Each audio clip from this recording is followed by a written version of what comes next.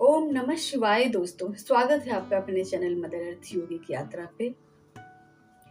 दूसरे अध्याय में हमने सांख्य योग के बारे में चर्चा की।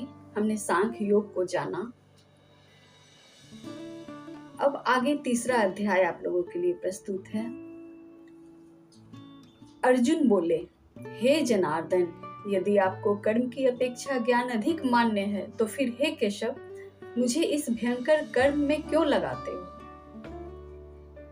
यहाँ अर्जुन फिर भी समझ नहीं पा रहे हैं कि जब ज्ञान अधिक मान्य है, ज्ञान के महत्व को इतना आपने बतलाया है, तो फिर कर्म योग के बारे में मुझे इस तरह के कर्म करने को आप क्यों कहते हो। आप मिले जुले हुए से वचनों से मेरी बुद्धि को मानो मोहित कर रहे हैं, इसलिए उस एक बात को निश्चित करके कहिए जिससे मैं कल्याण को प्राप्त हो सकूं।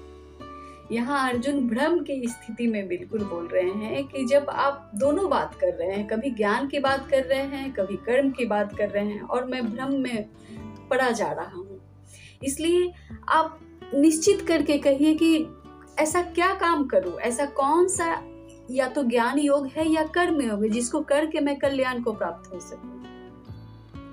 श्री भगवान बोले, हे निष्पाप, इस लोक में दो प्रकार की निष्ठा मेरे द्वारा पहले कही गई है।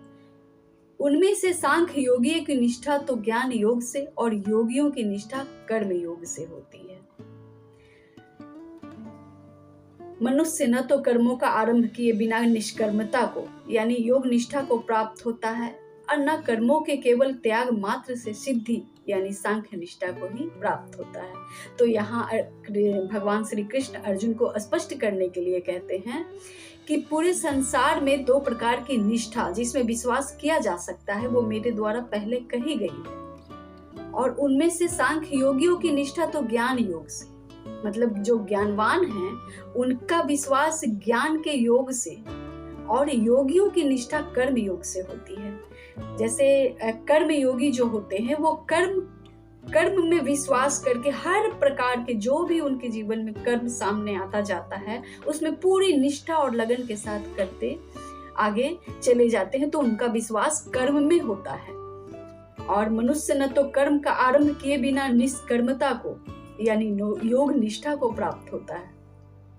बिना कर्म किए किसी भी प्रकार के, बिना निष्कर्म रहे किसी भी प्रकार के योग निष्ठा को प्राप्त नहीं हो सकता, और न कर्मों के केवल त्याग मात्र से सिद्धि यानी सांख्य निष्ठा को ही प्राप्त होता है, और कर्म का भी अगर त्याग कर दे तो भी वो सिद्धि यानी ज्ञान को प्राप्त नहीं हो सकता। आगे कहते हैं, निसंदेह कोई भी मनुष्य किसी भी काल में क्षण मात्र भी बिना कर्म किए नहीं रहता, क्योंकि सारा मनुष्य समुदाय प्रकृति जनित गुणों द्वारा परवश हुआ कर्म करने के लिए बाध्य किया जाता है।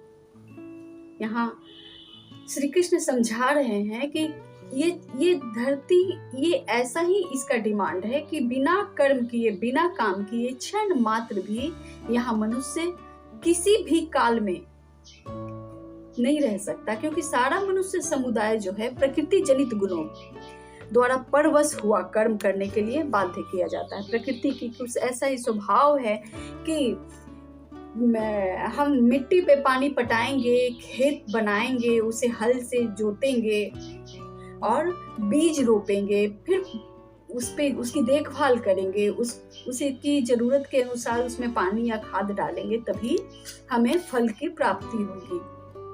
तो इसी प्रकार कृष्ण बोलते हैं कि प्रकृति जनित जो गुण द्वारा परवश हुआ कर्म करने के लिए वो बाध्य होता ही होता है। इंसान बिना कर्म किए क्षण मात्र भी नहीं रह सकता। आगे, जो मूढ़ बुद्धि मनुष्य समस्त इंद्रियों को हठ पूर्वक ऊपर से रोककर मन से उन इंद्रियों के विषय को चिंतन करता है, वो मिथ्याचारी झूठा आचरण करने वाला है।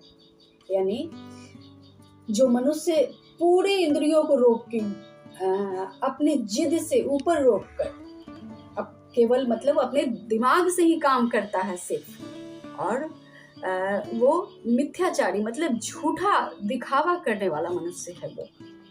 किंतु हे अर्जुन, जो व्यक्ति मन से इंद्रियों को वश में करके अनासक्त हुआ समस्त इंद्रियों द्वारा कर्म योग का आचरण करता है वही श्रेष्ठ है।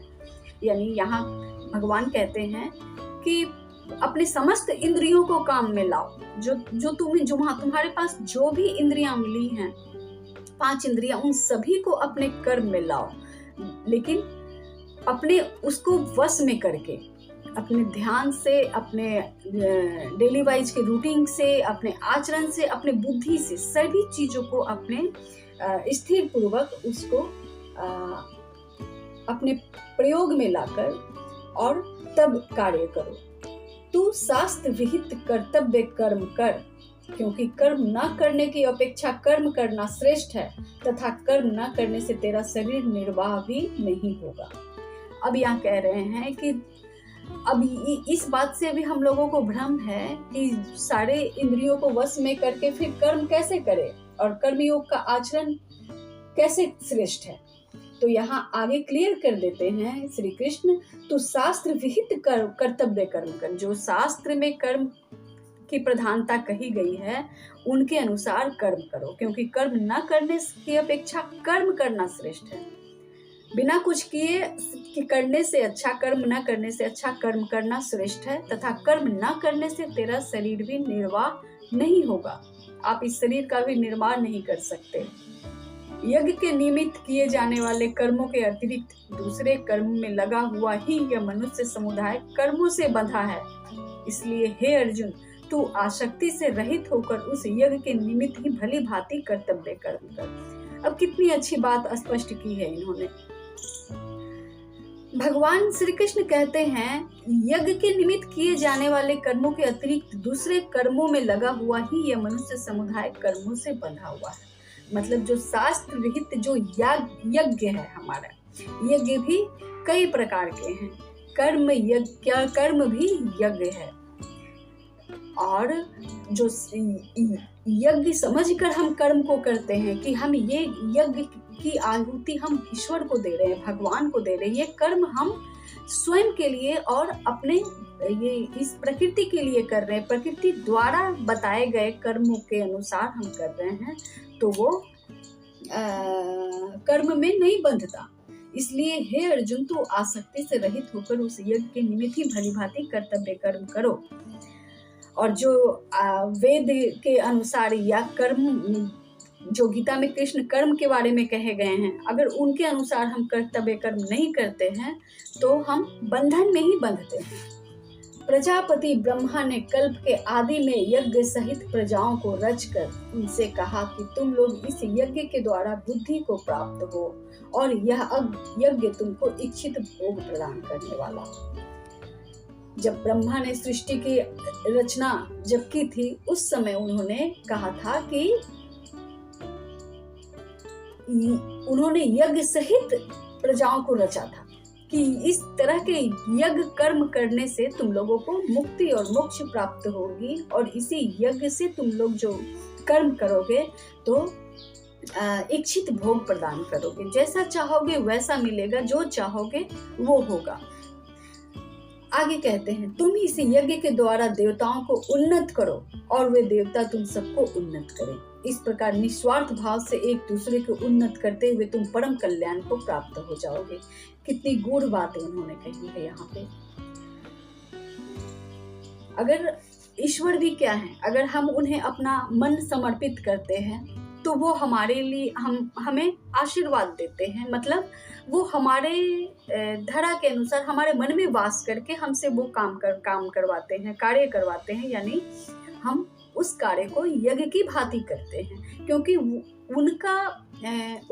उनकी जो दी गई दिशा है हमारे मन में, हमारी जो आत्मा कहती है ना, हम लोग कहते हैं कि अपनी आत्मा से पूछो, तो वो आत्मा में जब प्रतिष्ठित हो जाते हैं हमारे कर्मों के द्वारा, तो वो रास्ता हर प्रत्येक एक सवाल के लिए, एक कर्म के लिए वो रास्ता प्रशस्त करते हैं आगे।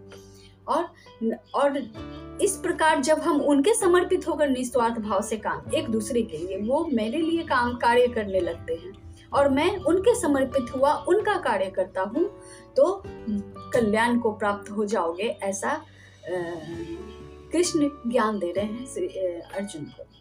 यज्ञ के द्वारा बढ़ाए हुए देवता तुम लोगों को बिना मांगे ही इच्छित भोग निश्चय ही देते रहेंगे। इस प्रकार उन देवताओं के द्वारा दिए हुए भोगों को जो व्यक्ति उनको बिना दिए स्वयं भोगता है वो चोर ही है। मतलब यज्ञ के द्वारा बढ़ाए हुए देवता तुम लोगों को बिना मांगे निश्चित ही इच्छित भोग देते हैं। इस प्रकार उन देवताओं द्वारा दिए गए भोगों को जो व्यक्ति उनको समर्पित किए बिना भोगता है वो चोर ही कहलाता है। अगर हमारे कमाई से, अगर उनकी कृपा से हम कर्तव्य कर्म करते हैं तो जब उनको समर्पित नहीं करते हैं मन द्वारा और कर्म द्वारा भी, तो वो चोर ही होते हैं। यज्ञ से बचे हुए अन्न खाने वाले श्रेष्ठ व्यक्ति सब पापों से मुक्त हो जाते हैं, और जो पापी लोग अपना शरीर पोषण करने के लिए ही अन्न पकाते हैं वो तो पाप को ही खाते हैं। क्लियर हो गया यहाँ कि अगर हम कर्तव्य कर्म करने के बाद, ईश्वर को समर्पित करने के बाद, गरीबों में जरूरतमंदों को बांटने के बाद अपना पोषण करते हैं, अपने परिवार को देते हैं, और तब जब अपनी इच्छा पूरी करते हैं तो वो यज्ञ के समान ही है। और जब ये सब चीजें नहीं रहती, कमाई हो रही है, आ रहा है, जा रहा है, किधर पता ही नहीं चलता, फिर वो पाप ही कहलाता है। वो पाप को ही खाते हैं और भोजन उसी प्रकार हमारे शरीर को बनाता है, हमारे मन बुद्धि को बनाता है। संपूर्ण प्राणी अन्न से उत्पन्न होते हैं। अन्न की उत्पत्ति वृष्टि से होती है, वृष्टि यज्ञ से होती है, और यज्ञ विहित कर्मों से उत्पन्न होने वाला है। अर्थात संपूर्ण प्राणी अन्न से उत्पन्न होते हैं। हम जो भी अन्न खाते हैं वैसा में हमारा मन बुद्धि कर्म बनता है। और ये कैसे होता है, अन्न कैसे उपजता है, तो वर्षा से होती है। और वर्षा कैसे होती है, यज्ञ से होती है। यज्ञ से होती है मतलब हमारे शुद्ध मन आचरण द्वारा किए गए कर्म ही यज्ञ बनते हैं, और उससे हम लोग जब यज्ञ आहुति डालते हैं, ईश्वर को समर्पित करते हैं कर्म के द्वारा, तो वो यज्ञ भी हमारे फिर कर्मों से उत्पन्न होने वाला है।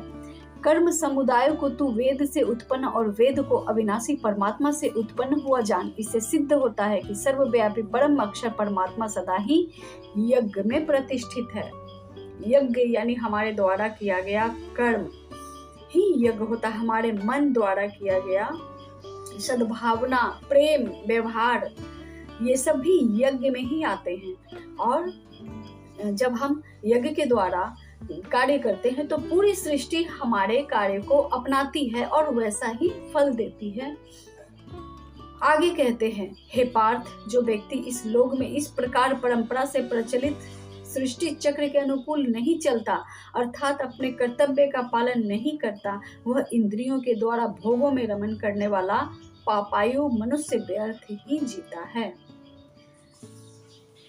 अर्थात इस सृष्टि के अनुसार जो नहीं चलते हैं और इस सृष्टि की जो सर्व कर सके ऐसी परंपरा के अनुसार नहीं चलते। और ये चीज कहाँ से ज्ञान प्राप्त होता है? वेदों से, साधना से, यज्ञ से, और अपने कर्म को निष्काम भाव से करते हुए, और वो तब जो हम कार्य करते हैं, कर्म करते हैं, तो इंद्रियां हमें हमारे उस कार्य में लगाती हैं, हमारी सहायता करती हैं, इंद्रियां हमें भ्रमित नहीं करती।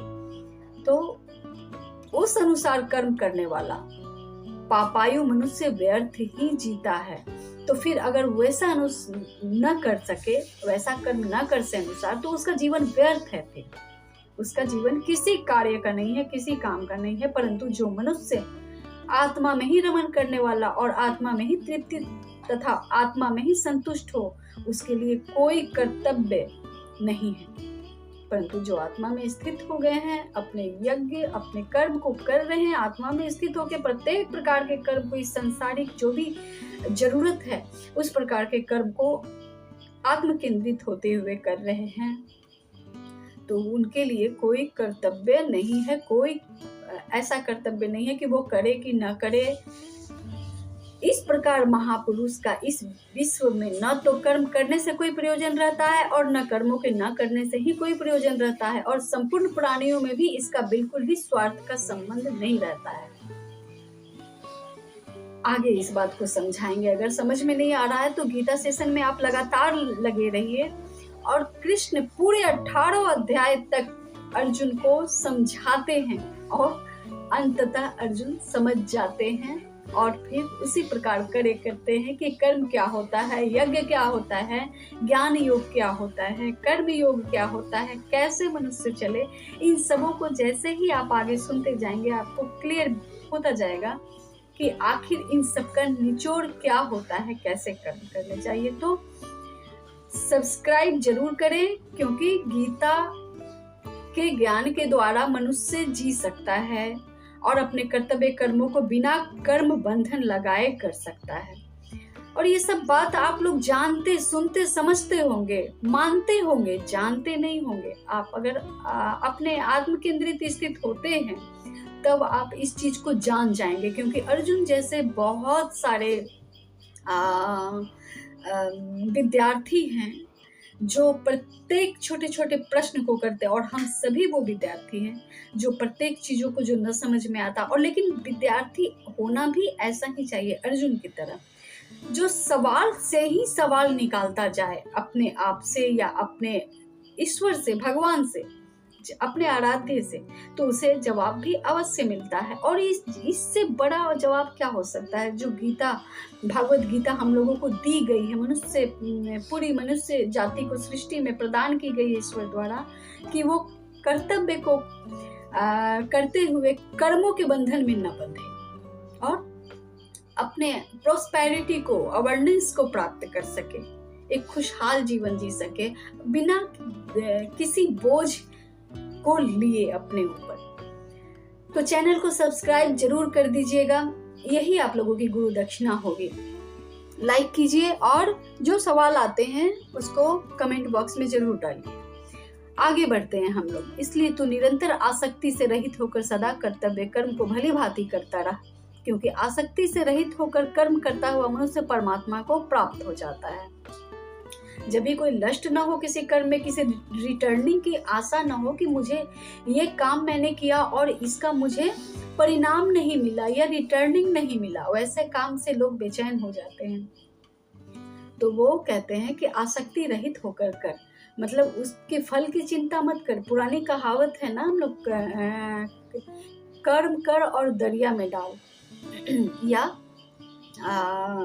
ऐसी कहावत है कि आप कर्तव्य कर्म करते जाइए, नेकी कर और दरिया में डाल। तो आप नेकी करते जाइए, भलाई का काम करते जाइए और उसको भूल जाइए कि इसका रिटर्निंग भी होगा। इसी को आसक्ति रहित कहते हैं कृष्ण यहाँ। अगर आपका स्वभाव है कि आप किसी की मदद करे, किसी के लिए कुछ करे, ये मनुष्य का स्वभाव जरूर होता है अंतर दिल से, लेकिन वो क्या करता है कि वो रिटर्निंग की आशा कर बैठता है। तो परमात्मा कहते हैं, श्री कृष्ण कहते हैं कि आसक्ति से रहित होकर कर्म करता हुआ मनुष्य परमात्मा को प्राप्त होता है। फिर बिना आप इच्छा लिए अगर कर्म करते हैं तो ईश्वर को प्राप्त होते हैं। कैसे, आगे इसी सारी बातों पे पूरा का पूरा 18 अध्याय श्री कृष्ण गीता में दिए हैं। आगे चलते हैं। राजा जनक आदि ज्ञानी जन भी, अब इन्होंने उदाहरण दिया है राजा जनक का। राजा जनक आदि ज्ञानी जन भी आसक्ति रहित कर्म द्वारा ही परम सिद्धि को प्राप्त हुए थे। मतलब उन्हें आशा नहीं थी, वो राजा थे, उन्हें आशा नहीं थी कि मैंने प्रजा के लिए इतना कुछ किया, और वो निस्वार्थ भाव से प्रजा के लिए बिल्कुल हमेशा तत्पर रहते थे कार्य करने के, लेकिन आसक्ति रहित और कर्म द्वारा ही परम सिद्धि को प्राप्त हुए थे। इसलिए तथा लोक संग्रह को देखते हुए भी तू कर्म करने के ही योग्य है, अर्थात तुझे कर्म करना ही उचित है। जितनी भी चीजों इन्होंने बतलाई है, हर चीज में इन्होंने कहा है कि आसक्ति रहित होकर ही कर्म करो, क्योंकि यही वेद सम्मत है, शास्त्र सम्मत है, और मनुष्य भी इसलिए ही इस उत्तम योनि को प्राप्त होता है कि इस ज्ञान को समझ सके कि आसक्ति रहित हो जा। श्रेष्ठ व्यक्ति जैसा जैसा आचरण करता है, अन्य व्यक्ति भी वैसा ही वैसा आचरण करते हैं, और जो कुछ प्रमाण कर देता है समस्त मनुष्य समुदाय उसका अनुसरण करने लग जाता है। श्रेष्ठ मतलब इन्होंने राजा जनक का भी उदाहरण दिया है। वो श्रेष्ठ थे, जनक वैदेही थे, वो कार्य करते हुए भी वो देह से उनका लस्ट कोई नहीं था, इसलिए वो उन्होंने श्रेष्ठ पुरुष की यहाँ पे उदाहरण दी है कि श्रेष्ठ पुरुष जो भी कार्य करते हैं, आचरण करते हैं, वो जो कुछ भी वो प्रमाण कर देते हैं कि ये इसी अनुसार कार्य करना चाहिए, वो समस्त मनुष्य समुदाय जो है उनका अनुसरण करने लग जाते हैं। हे अर्जुन, मुझे इन तीनों लोकों में न तो कुछ कर्तव्य है और न कोई भी प्राप्त करने योग्य वस्तु अप्राप्त है, तो भी मैं कर्म में ही विश्वास करता हूँ, बरतता हूँ, यानी विश्वास करता हूँ। अब भगवान बोलते हैं ऐसा कोई भी चीज नहीं है जो तीनों लोकों में मेरे लिए कोई काम कर समझ के मैं करता हूँ और कर्तव्य है, और न कोई ऐसा वस्तु मुझे प्राप्त करने योग्य वस्तु अप्राप्त है। मतलब कोई ऐसा चीज नहीं है जिसे मैं प्राप्त कर सकूं, प्राप्त करने योग्य मेरे लिए हो तीनों लोकों में, तो भी मैं कर्म को ही करता हूँ और कर्म में ही विश्वास करता हूँ। यानी भगवान भी कर्म ही करते हैं, और कैसे करते हैं?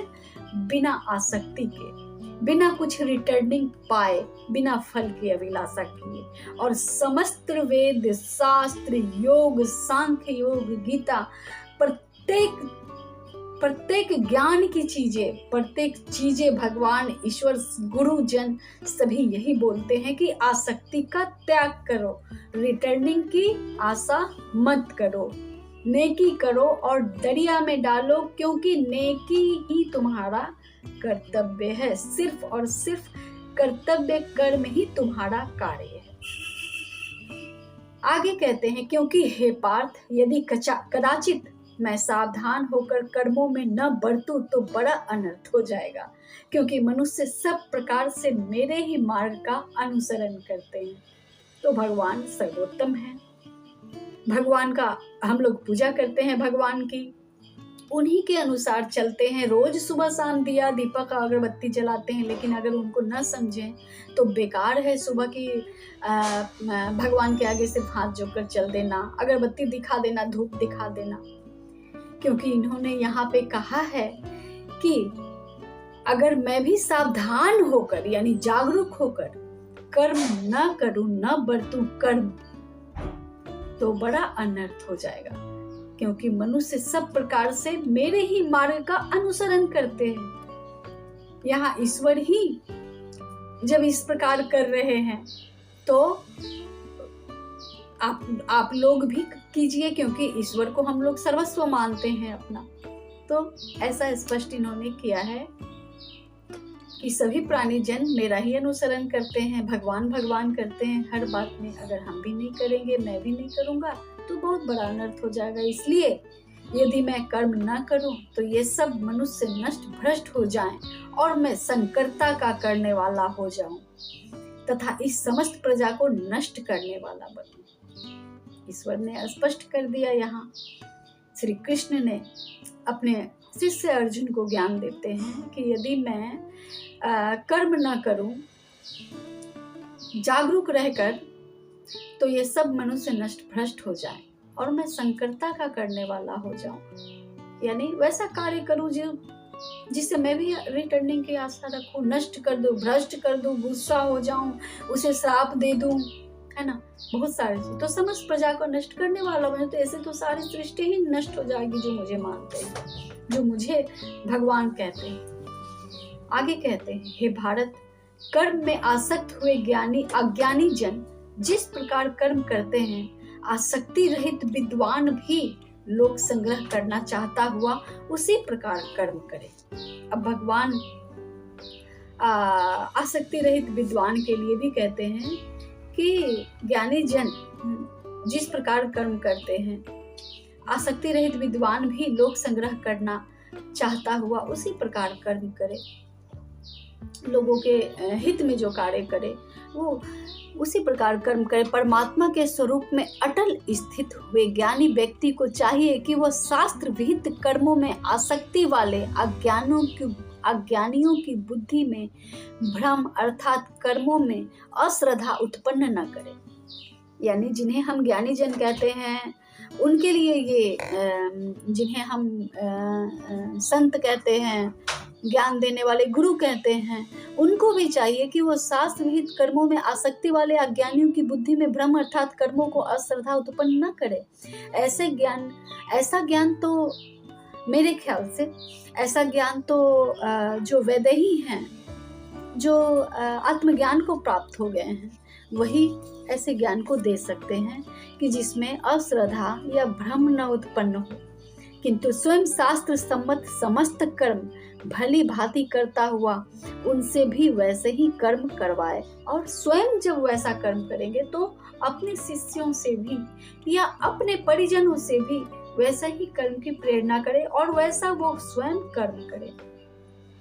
वास्तव में संपूर्ण कर्म सब प्रकार से प्रकृति के गुणों द्वारा किए जाते हैं, और तो भी जिसका अंतःकरण अहंकार से मोहित हो रहा है ऐसा अज्ञानी मैं करता हूं ऐसा मानता है।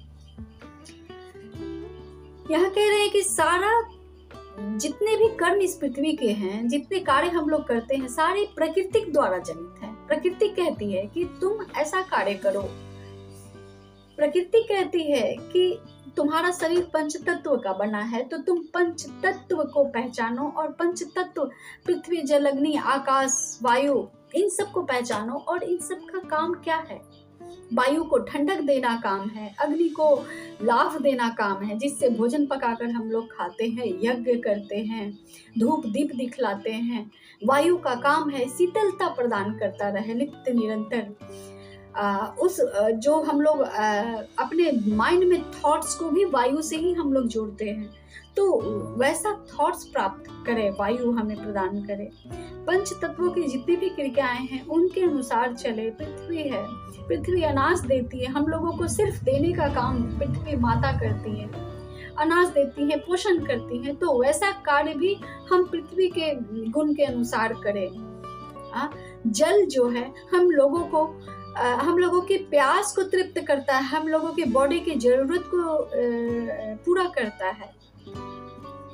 नित्य नदियां बहती रहती हैं, सभी प्राणियों को तृप्त करती हैं, धरती के जितने भी आवश्यकताएं हैं सभी को जल आवश्यकताओं को पूर्ति करते हैं। तो ऐसे तत्वों को जानकर हम लोग कार्य करें, यानी प्रकृति के अनुसार कार्य करें। प्रकृति भी यही कहती है। तो संपूर्ण गुण जो बरतते हैं इसी प्रकार ऐसा समझकर उसमें आसक्त नहीं होते हैं। परंतु हे महाबाहो, आगे कृष्ण कहते हैं, परंतु हे महाबाहो, गुण विभाग और कर्म विभाग के तत्व को जानने वाला ज्ञान योगी संपूर्ण गुण ही गुणों में बरतते हैं, ऐसा समझकर उनमें आसक्त नहीं होते। वो कृष्ण यहाँ कहते हैं कि जब प्रकृति भी ऐसा ही कहती है, नदियां अपना कार्य कर रही है, जल अपना कार्य कर रहे हैं, वायु अपना कार्य कर रही है, अग्नि अपना कार्य कर रही है, पवन अपना कार्य कर रहे हैं, धरती माता अपना कार्य कर रही है। जब ऐसा ज्ञानी जन समझ जाते हैं, जब उन्हें तत्व का ज्ञान होता है, तत्व की संवेदना को वो जब महसूस कर पाते हैं, उन्हीं तत्व ज्ञान कहते हैं। अपने आप में एक सार कर लेते तो उनके अंदर का जो तत्व होता है वो भी उनकी सहायता करने लगता है। पंच तत्वों से बना ही ये शरीर है, और प्रकृति और ये शरीर या मनुष्य जन बिल्कुल भी इससे अलग नहीं है। तो कहते हैं कि जब संपूर्ण धरा, संपूर्ण प्रकृति ऐसा कार्य करती है और गुण विभाग यानी उनके गुण जब ऐसे हैं, तो जो हम कार्य करते हैं यानी कर्म विभाग के तत्व को जानने वाले ज्ञान योगी संपूर्ण गुण ही गुणों में बरतते हैं, उन्हीं के गुण उनमें आ जाते हैं। जैसे जल न बर्बाद करना, अग्नि को अपने काम में लेना, अपने भीतर के भी अग्नि जो होते हैं हमारे सोलर प्लेक्सस चक्र जिनको कहते हैं, उनको भी अपने कार्य में लेना, यानी अबंडेंस की ओर ध्यान देना। और अबंडेंस कैसा होना चाहिए? शास्त्र सम्मत होना चाहिए। कमाई की कैसे सोचनी चाहिए? हमें शास्त्र सम्मत कमाई की सोचनी चाहिए। तो ऐसे ज्ञानी जन जो कार्य करते हैं समझकर, तो उनमें वो आसक्त कभी हो ही नहीं सकते। तत्व ज्ञानी कभी आसक्त नहीं होते, यानी ज्ञानी जन जिन्हें आत्मज्ञान की प्राप्ति हो गई है वो ऐसे नहीं होते। आगे श्री कृष्ण कहते हैं, प्रकृति के गुणों से अत्यंत मोहित हुए मनुष्य गुणों में और कर्मों में आसक्त रहते हैं। उन पूर्णतया न समझने वाले मंद बुद्धि अज्ञानियों को पूर्णतया जानने वाला ज्ञानी विचलित न करे। मतलब ये समस्त जो प्रकृति का गुण है वो अत्यंत वो उससे मोहित हुए मनुष्य उनसे मोहित हुए मनुष्य गुण और कर्मों में आसक्त रहते हैं। और पूर्णता न समझने वाले जो मंद बुद्धि अज्ञानियों को पूर्णता जानने वाला ज्ञानी विचलित न करे। और जो न समझते हैं उनको, जैसे कम ज्ञान वाले लोग जो होते हैं, वो आजकल बहुत सारे यूट्यूब पे ज्ञान की धारा सी बह रही है, परंतु आप भी ज्ञान तभी पहचान पाएंगे जब आप में तत्व संतुलित हो, जब आप गीता पढ़ेंगे, जब आप ज्ञान योग करेंगे, जब आप कर्म योग में लगेंगे, जब आप ईश्वरीय कार्य करेंगे, अपने ऊपर ध्यान देंगे, प्रकृति के अनुसार चलेंगे, तो तभी आप इस चीज को भी समझ सकते हैं। अन्यथा उस ज्ञान सागर जो आजकल यूट्यूब पे हैं, उनसे अपने लिए मोती आप इकट्ठा कर पाएंगे। नहीं तो ये तो सागर की भांति, एक काला सागर और एक सागर, इस प्रकार का इस धरती पे आज के समय में इस प्रकार का हो गया है ना। यूट्यूब हमारे पूरा सागर है, उसमें से जो हम मोती चुन सके, उसमें से जो हम ज्ञान को प्राप्त कर सके, भ्रम की अवस्था में न पड़े। जैसे जो बोला कर लिए, जैसे जो बोला नहीं, आप सरेंडर होइए, गुरु के प्रति समर्पित होइए, तो समझ पाएंगे कि ज्ञान से सागर से मोती बिना गोता लगाए, बिना उस गहराई में जाए, उस मोती को प्राप्त नहीं कर सकते। और ऊपर ऊपर जितने भी चलेंगे तो हमें मोती प्राप्त नहीं होगी, बस हम तैरते रह जाएंगे, डूब जाएंगे, डूबते रह जाएंगे बिना मोती प्राप्त किए। तो यहाँ यही स्पष्ट करते हैं कि कम ज्ञानी जो होते हैं उनसे ज्ञान लेना जो है वो जो ज्ञान देते हैं, तो वो क्या करते हैं कि वो विचलित ही करते हैं।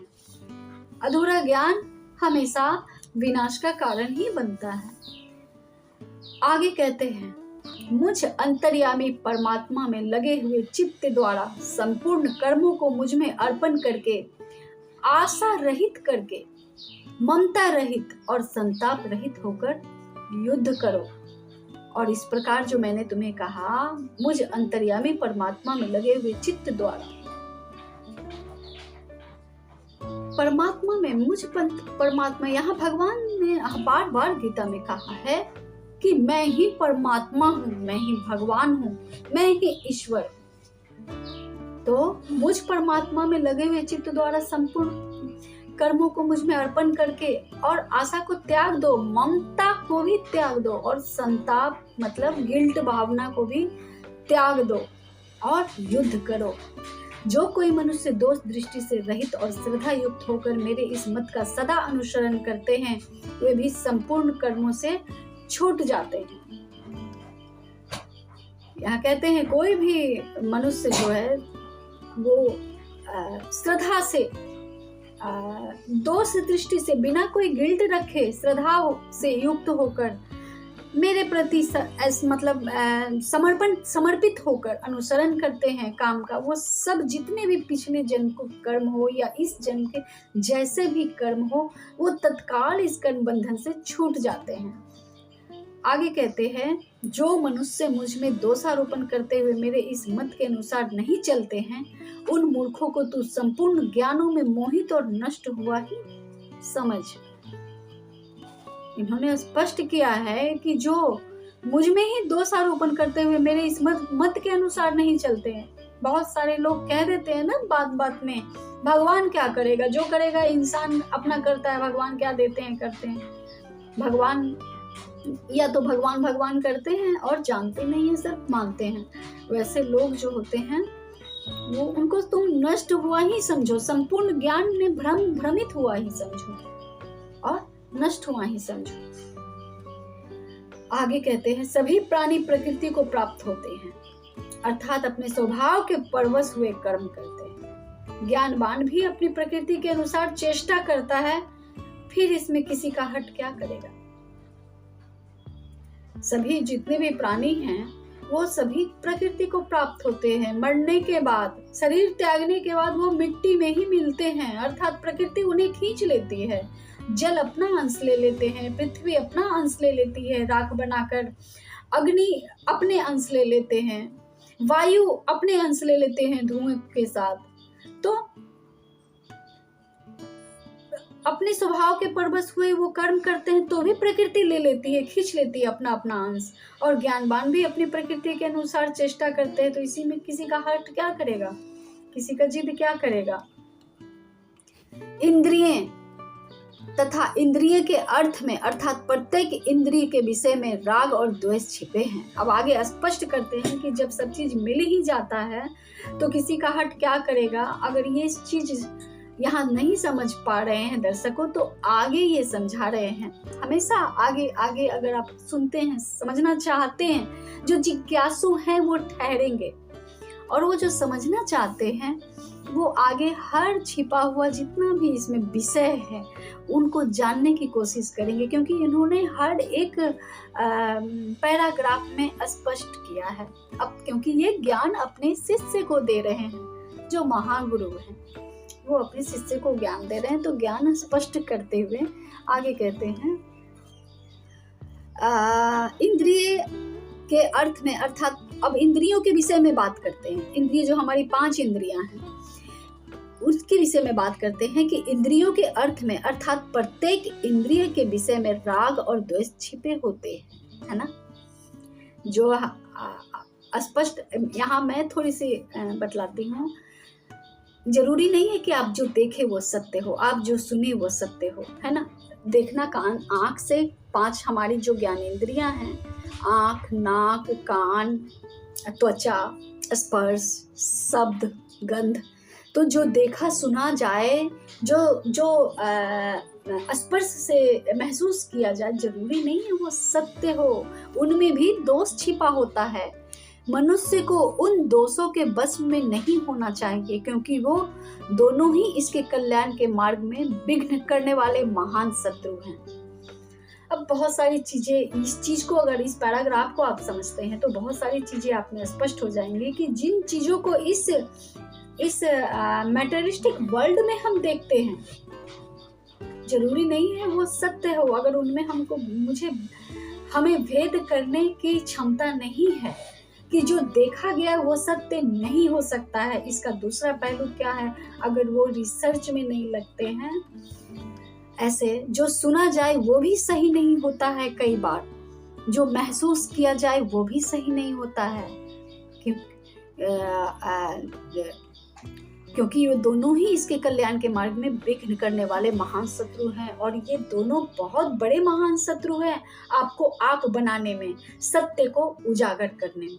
इसलिए इन चीजों को भी सतर्कता से समझनी है। अच्छे प्रकार आचरण में लाए हुए दूसरे के धर्म से अपना गुण रहित धर्म भी अति उत्तम है। अपने धर्म में तो मरना भी कल्याणकारक है, और दूसरे का धर्म भय को देने वाला होता है। मतलब अपने धर्म, मतलब हिंदू मुस्लिम की बात नहीं कर रहे हैं यहाँ पे श्री कृष्ण, यहाँ बात कर रहे हैं कि आप अपने में स्थित हुए, आपके आत्मा के अनुसार जो धर्म होता है, इन चीजों की सहायता लेकर गीता, वेद या अपने मन, अपने आत्मा की पुकार, अपने आत्मा की बात की धर्म कहते हैं, इसी स्वधर्म कहते हैं। और इस स्वधर्म से बड़ा धर्म कोई भी नहीं है संसार में। तो इस धर्म की बात करते हैं। यहाँ हिंदू और मुस्लिम से कृपया ना जोड़िए। तो अच्छे प्रकार आचरण में लाए हुए दूसरे के धर्म, यानी अगर दूसरे कह देते हैं, इन्हें मैं और स्पष्ट करती हूँ, अगर दूसरे कह देते हैं कि प्रत्येक सोमवार को शिव जी को जल चढ़ाना चाहिए, उन्हें ये दान करना चाहिए, शिव चालीसा पढ़ना चाहिए, ये एक उदाहरण के तौर पे है, तो आपका अपना धर्म, अपनी जरूरत, अपना कर्म क्या कहता है, आपकी अपनी विवेक, जो आत्म स्थित विवेक जो होती है वो काम यहाँ आती है कि प्रथम कर्तव्य मेरा क्या है। क्या परिवार में अगर कोई बच्चा बहुत सीरियस बीमार है, हमारे परिवार के जन अगर बहुत ज़्यादा उसमें जाना है, तो क्या उस दिन खंडित नहीं हो जाएगा शिव जलाभिषेक? तो क्या भगवान नाराज हो जाएंगे? बिल्कुल ऐसा नहीं है। इसी स्वधर्म को स्पष्ट करते हुए यहाँ कृष्ण कहते हैं कि दूसरे के धर्म में अपना गुण रहित धर्म भी अति उत्तम है। मतलब मैं कुछ नहीं जानता समझता हूँ, अगर दूसरे ने बतला दिया कि आपको 40 दिन का ये यज्ञ करना है, लेकिन उससे ज्यादा जरूरी, बहुत ज्यादा जरूरी अगर पड़ गया आपकी जरूरत किसी मानवता को, तो इसमें आप भली प्रकार अपने विवेक को काम में ला सकें। आपका जो आत्मा कहता है, चाहे वो धर्म गुण रहित कोई गुण ना भी हो, जो विवेक आत्म विवेक कहता है वो अति उत्तम है। यहाँ कृष्ण स्पष्ट करते हैं अपने धर्म में तो मरना भी कल्याणकारक है। अब यहाँ इन्होंने स्पष्ट कर दिया है कि आपका जो विवेक, आपकी जो जरूरत, आपकी जहाँ जरूरत हो अगर वो काम करते हैं तो वो भी, उसमें शरीर भी त्याग करना भी कल्याणकारक ही है। और दूसरे का धर्म भय को देने वाला है। यहाँ मैंने भी स्पष्ट किया आपको कि दूसरे का धर्म भय को देने वाला है। अब जहाँ जरूरतें है वहां मुझे ये 39वां दिन, 40 पूरा भी न हुआ, मुझे जलाभिषेक करना ही है। तो ये एक प्रकार का इन दोनों में आपके कर्तव्य कर्म जो जरूरत है, और ये जो कहा गया है कि आपको ये यज्ञ को पूरा करना है 40 दिन। अब इन दोनों के बीच को अगर आप अपने मन द्वारा समझते हैं तो ये भय ही प्रदान किया आपको एक के लिए कि 40 दिन पूरा होने से पहले मैंने अपना यज्ञ तोड़ दिया और मैं उसमें लग गया। अब ये गिल्ट जो पैदा होती है इन दोनों के बीच, वो गिल्ट सबसे बड़ा हानि करती है आपके स्वयं की। यहाँ स्पष्ट ये चीज करना चाहते हैं ईश्वर। अर्जुन बोले आगे, हे कृष्ण, तो फिर यह मनुष्य स्वयं न चाहता हुआ भी किससे प्रेरित होकर बलात् पाप का आचरण करता है? फिर यहाँ अर्जुन जैसे जिज्ञासु शिष्य जो होते हैं वो फिर आगे पूछते हैं कि फिर ये मनुष्य स्वयं न चाहते हुए भी किससे प्रेरित होकर बलात् पाप का आचरण करता है? किससे प्रेरित हो जाता है और आचरण करने लग जाता है ऐसा? तो ये प्रश्न है अर्जुन का। आगे के लिए बस इसे 2 सीरीज में करना होगा, तो जरूर सुनिए, इसे मनन कीजिए, दोबारा सुनिए, तिबारा सुनिए। ऐसा नहीं है कि गीता का अध्याय जो 18 अध्याय आप सुनते जाएं और सुनने मात्र से ही सभी कर्मों से मुक्त हो जाता है इंसान। ऐसा नहीं है। मानने में, जानने में, दोनों में बहुत अंतर होता है। इसे जानने की कोशिश कीजिए कि कृष्ण ने एक एक अक्षर ज्ञान जो अपनी जिज्ञासु शिष्य को दिया है इस गीता में, जो भारत की आत्मा कही जाती है, उसमें इन्होंने क्या कहना चाहा, इसको जानने के प्रयास में इस गीता का पान कीजिए, इस गीता को सुनिए। तो आगे इसी दूसरे सीरीज में मैं इसे कंटिन्यू रखती हूँ। तब तक के लिए आशा है आप सभी पे परमात्मा की कृपा सदैव बनी रहे, और आशा करती हूँ आप लोग सभी बने रहेंगे इस चैनल पे। तो मिलती हूँ आपसे अपने नेक्स्ट एपिसोड में, 3 अध्याय के दूसरे एपिसोड में। तब तक के लिए सब्सक्राइब और लाइक कमेंट जरूर कीजिए ऐसे चैनलों को। और मेरी इस चैनल, मैंने बहुत मेहनत की है अपने इस तब को पाने के लिए, कई जन्म लगाए हैं, और तब जाकर इस अंतिम जन्म में मुझे गीता के रहस्य उजागर हुए हैं, जो आप लोगों के लिए बहुत आसान भाषा में प्रस्तुत करने के लिए मैंने कोशिश की है। आगे अगर लाभ मिलता है आप लोगों को तो अवश्य चैनल सब्सक्राइब करें, लाइक करें और कमेंट करें। तब तक के लिए ओम नमः शिवाय। सब पे परमात्मा की कृपा सदैव बनी रहे।